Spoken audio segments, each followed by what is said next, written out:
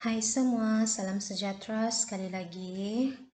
Oke, jadi untuk bab 2 tingkatan 2 ini yang berkaitan, kita masih lagi berada dalam bab yang sama, yaitu peta topografi, dan kamu sudah belajar dari 2.1 sampai 2.3. Oke, yang berkaitan last kali yang kamu belajar berkaitan dengan rujukan grid 4 angka dan juga 6 angka. Jadi untuk hari ini kita akan masuk dalam subtopik terakhir dalam bab 2 ini, yaitu berkaitan dengan ciri pandang darat fisikal dan juga ciri pandang darat budaya. Sebenarnya kamu sudah ada basic berkaitan dengan apa itu pandang darat fisikal, apa itu pandang darat budaya, yaitu semasa kamu belajar tingkatan 1.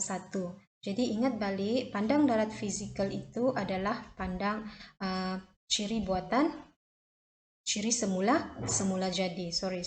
Fisikal adalah semula jadi dan ciri pandang darat budaya ialah yang buatan manusia. Jadi sekarang kita akan belajar apakah yang membezakan ciri pandang darat fisikal dengan ciri pandang darat budaya. Oke, jadi kita akan tengok balik, ulang kaji balik apa itu pandang darat fisikal, merujuk pelbagai ciri semula jadi seperti bentuk muka bumi. Bentuk muka bumi kita ada tanah tinggi, tanah pama, oke.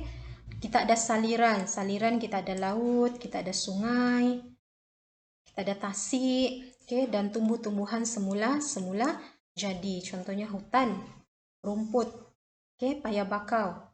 Oke, maksudnya ini semua adalah ciri-ciri fisikal. Jadi antara contoh-contoh pandang darat fisikal adalah seperti belukar, kontur.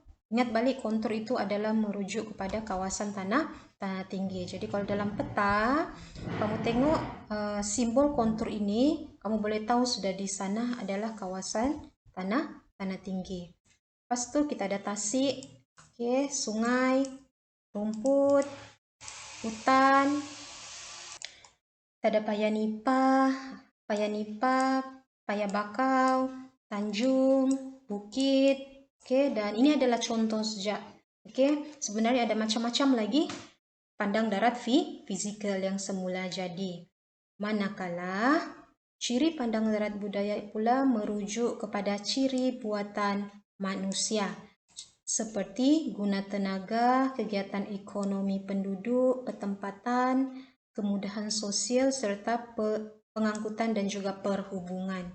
Kegiatan ekonomi penduduk contohnya pertanian, perikanan, pertempatan, kemudahan sosial nih gereja, masjid, kuil, serta pengangkutan perhubungan, contohnya jalan kereta api, jambatan, itu pandang darat pandang darat budaya. Jadi antara contoh-contoh pandang darat budaya, kita ada jalan raya, ada jambatan, ada jalan kereta api, ada pokok getah, masjid, kelapa sawit, kuil, padi sawah, toko, dan juga gereja.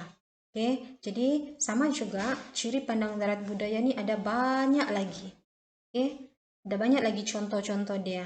Oke, jadi kamu kena tahu konsep apa itu pandang darat fisikal, apa itu pandang darat budaya. Jadi ini juga antara tajuk yang paling penting lah. Oke, bagaimana, apa kaitan ciri pandang darat fisikal dengan ciri pandang darat budaya? Oke, pada umumnya, ciri pandang darat fisikal akan mempengaruhi kewujudan ciri pandang darat budaya di sesuatu kawasan. Jadi apa yang dimaksudkan dengan pandang darat fisikal ini dia mempengaruhi kewujudan pandang darat budaya? Sebab ciri pandang darat fisikal ini dia akan mempunyai kaitan dengan ciri pandang darat budaya. Contohnya, contoh yang pertama, pandang darat fisikal dari aspek bentuk muka bumi, tanah pama. Oke, tanah pama itu merujuk kepada kawasan tanah rata. Jadi di kawasan tanah rata, apa yang kita boleh buat? Apa yang manusia boleh lakukan? Contohnya, melalui aktiviti pertanian, membina jalan raya, pengangkutan, membina pertempatan rumah, membina kemudahan sosial seperti sekolah, hospital, dan juga tempat ibadat. Oke, jadi itu kaitan antara pandang darat fisikal dengan pandang darat budaya. Ada ciri pandang darat fisikal membolehkan ciri pandang budaya wujud. Contoh yang kedua dari aspek tanah tinggi. Tanah beralun. Tanah beralun, pandang darat budaya yang wujud adalah aktiviti pertanian. Contohnya pertanian tanaman getah dan juga kelapa sawit. Boleh juga membuat pertempatan, yaitu boleh membuat rumah di kawasan tanah beralun. Seterusnya, pandang darat fisikal yang ketiga adalah tanah tinggi. Oke, tanah tinggi, manusia boleh menjalankan aktiviti pertanian. Contohnya tanaman teh, sayur-sayuran. Oke, kawasan tanah tinggi juga boleh membina aktiviti pelancongan. Oke, contohnya membuat penginapan. Oke, ataupun membuat chalet. Oke, contohnya di kawasan Kundasang sana, kawasan tanah tinggi. Oke, boleh membuat empangan, kuasa hidroelektrik. Pandang darat fisikal seterusnya adalah pinggir laut. Oke, di kawasan laut manusia boleh menjalankan aktiviti perikanan. Oke, dorang boleh membuat rumah. Oke, boleh membuat pelabuhan. Boleh menjalankan aktiviti pelancongan. Contohnya mereka boleh membina jeti dan juga tempat berkelah. Contoh untuk saliran pula, contoh saliran kita ada tasik, kita ada sungai, dan juga kita ada laut. Jadi melalui saliran ini,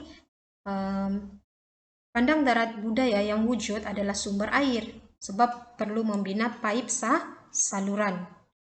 Dan melalui saliran ini juga wujudnya aktiviti pengangkutan. Oke, contohnya dengan pembinaan jeti dan juga pangkalan bot. Dan last sekali, pandang darat fisikal yang terakhir adalah tumbuhan semula jadi. Tumbuhan semula jadi ini banyak. Oke, tumbuh-tumbuhan, kayu balak. Contoh menjalankan aktiviti pembalakan. Jadi bolehlah buat camp pembalakan ataupun boleh membuat rumah di kawasan hutan.